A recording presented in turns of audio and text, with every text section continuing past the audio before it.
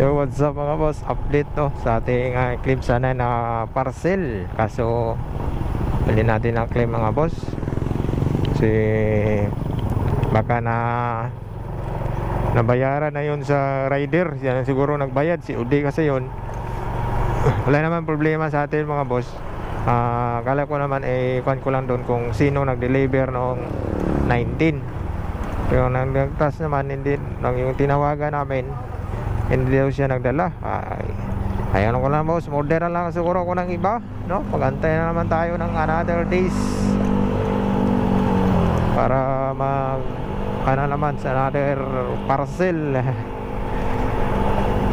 Gamit sana kasi yun mga boss, kasi W40 kasi yun pananggal sa kuan ba na Kalawang. Mahal kasi yun dito bilihin, kaya nandun mura lang kasi yun, naka botser pa tayo. Kaya nabili natin yun ng mura lang. Kaso wala di natin na-claim kasi na-delivered na daw. Nandun na siguro yun sa rider. Siya na siguro nagtapal doon.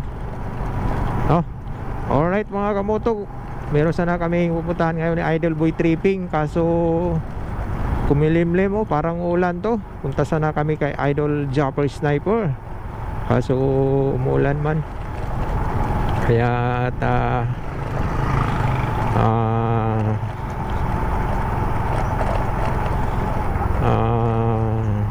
hindi na siguro kami tutuloy.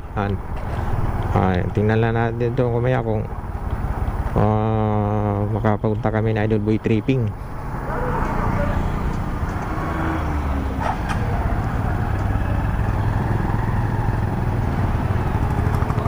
As of now mga boss, ito lang siguro ang ating vlog natin ngayon para may pag-upload na lang tayo.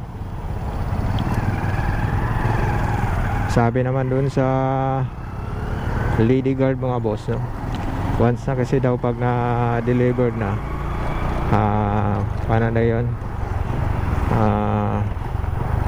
wala na doon dyan sa kanila yung item basta na was na-deliver. Siguro nandun lang siguro yun sa rider na lang. Nandun lang sa rider na lang siguro yun mga boss, kasi siya naman nung nagbayad. Ang problema doon kung bayad na, buti hindi ko binayaran si UD ko. Si UD ko maganda talaga yung si UD mga boss.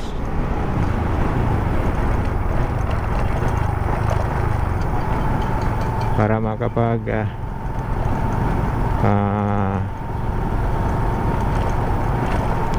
tayo. Pero wala na.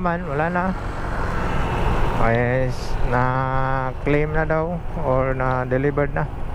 Wala na tayong magagawa yun mga boss, no? Okay, parang dito na lang siguro yung ating vlog natin. Ayan, nahuli pa wala pa siguro yung helmet. Dito lang siguro ating vlog. Alright, kita-kits tayo sa sunod na upload mga boss. This is Sid Moto or Boss Manning TV. Alright, safe po tayong lahat. Is now God bless po. Bye bye.